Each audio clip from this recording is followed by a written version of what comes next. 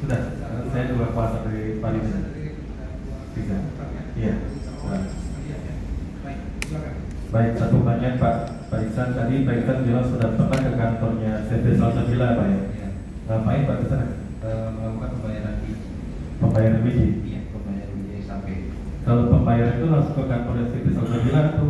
Pada saat itu saya ambil dana ke kantor pusat, perintahkan untuk langsung membayar yang Salsabila di dekat di Pangkalingan. Pembayarannya tunai gitu Pak?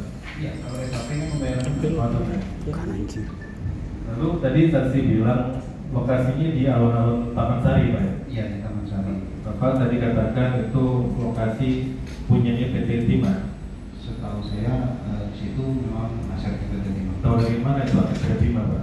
Soalnya sebelumnya itu kayak rumah-rumah dinas kayak gitu. Bapak pernah lihat itu sertifikat? Belum pernah Pak ya? Jadi Bapak tahunya asumsi? Informasi. Izin lanjutkan. Terima kasih atas kesempatannya. Mungkin saya ingin mulai dari saksi Budi. Saksi Budi. Jadi kalau kita melihat dari riwayat hidup dari kecil dan kuliah itu di Bangka ya. Kerja di PT Timah dari tahun 2005 Bapak. Pada saat itu posisi pertama waktu di PT Timah. Jadi 2005 sampai 2010 saya di divisi engineering. Itu nggak di lapangan Pak ya? Di lapangan, di perencanaan engineering tapi di sini lapangan. Lebih ke maintenance dan perencanaan engineering. Oke Pak. Kemudian pada sepengetahuan saksi dari tahun 2005 itu Pak, apakah pola-pola seperti IUJP atau mungkin sewa smelter ini pernah dilakukan sebelumnya oleh PT Timah Pak, kebijakan-kebijakan seperti ini Pak? Tidak ada. Tidak ada ya? Oke Pak, saya ingin menanyakan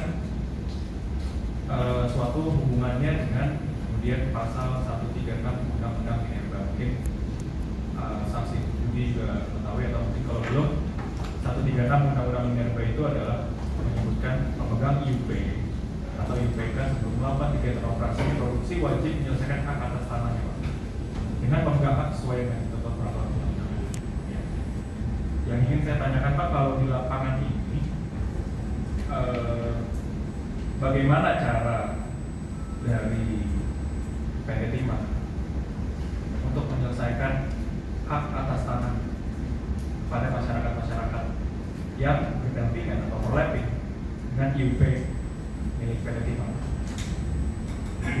Yang saya ketahui, kalau secara administratif, sesuai yang tadi itu adalah kewajiban dari pemilik bahwa untuk melakukan penyelesaian lahan di atas adalah kewajiban pemilik. Adalah pelaksanaannya ada pemberian kuasa kepada mitra untuk melakukan pembebasan atas nama pemilik. Dan setelah itu harus setelah selesai kegiatan kemitraannya atau pelaksanaan kegiatan pengembangannya, hak pembebasan tersebut, lahan tersebut harus diserahkan ke PT Timah sebagai PT Timah untuk melakukan kegiatan reklamasi. Pak, mungkin saya akan memperlihatkan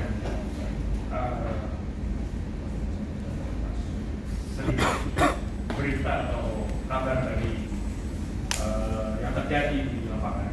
Ada yang dari tahun 2006, ada yang dari tahun 2010, atau ada yang mungkin terbarunya. Jadi yang saya lihat, yang kami lihat di lapangan ini ternyata banyak sekali terjadi konflik dengan masyarakat yang baik Pak, terutama PT Timah dan pemilik dan masyarakat dengan pemilik tanah. Nah, sebetulnya masyarakat Bangka ini apa mata pencaharian utamanya ya, mayoritas masyarakat Bangka ini? secara demografi, Iya. Memang kan orang Bangka juga ya. ya, demografi masyarakat Bangka itu terbagi menjadi sekitar 3 atau 4 ruang pekerjaan. Yang pertama adalah pedagang, Iya. kemudian adalah sebagai perkebunan. Yang ketiga, terus sebelum 2005 ya, sebelum 2004 daerah, terus pemerintah daerah dan pegawai perkebunan. Jadi rata-rata kalau jumlah seluruh demografi itu hanya pedagang dan perkebunan.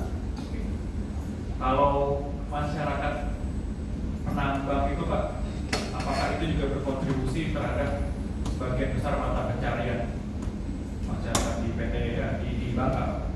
Setelah tahun 2000 dengan dikeluarkannya Undang-Undang Otonomi Daerah dan ada surat keputusan Bupati kalau saya salah bahwa akan masyarakat boleh melakukan kegiatan penambangan sumber daya alam, maka saat itu juga fenomena penambangan ilegal juga terjadi dan terjadinya perubahan pola perilaku hidup ya dari masyarakat yang biasanya normal tadi ada tambah penelayan, jadi ada perubahan adanya biasanya perkebunan dan penelayan berubah jadi kegiatan menambang.